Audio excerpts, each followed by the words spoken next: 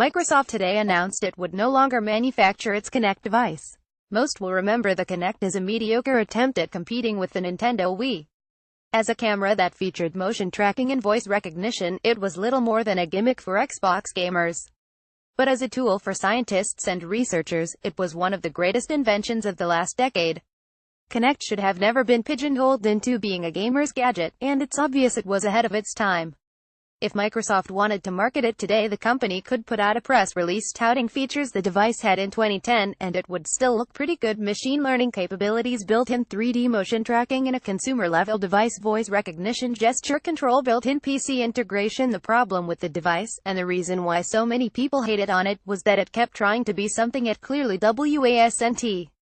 Trying to game with the Kinect was like watching a hockey game with someone who doesn't understand the rules. You spend more time trying to figure out how to convey your message than you do enjoying the game.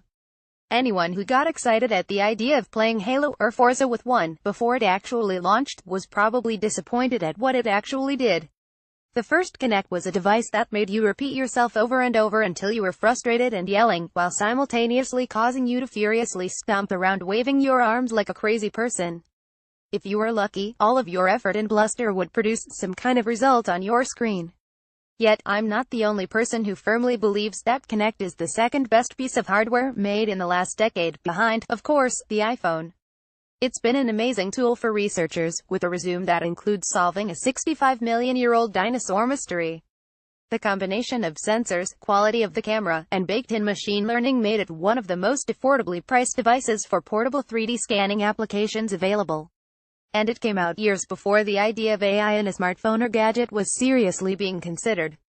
Since the launch of the Kinect, the various components that it combines have been imitated piecemeal. The researchers who created it went on to work on Cortana and Google's Project Tango, among other major endeavors in the field.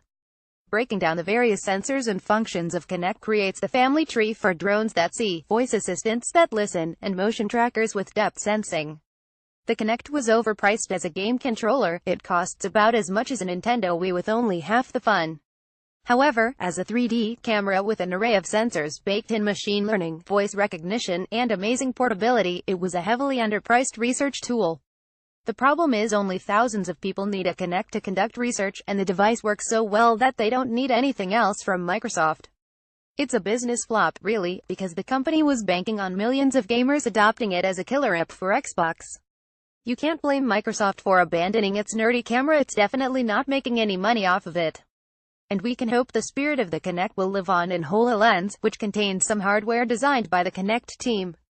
But today science lost a dear friend that can't be replaced by some fancy new hour headset. RIP Kinect. Exclusive. Microsoft has stopped manufacturing the Kinect on Fast Company read. Next, Google just released the Android 8.1 preview to developers.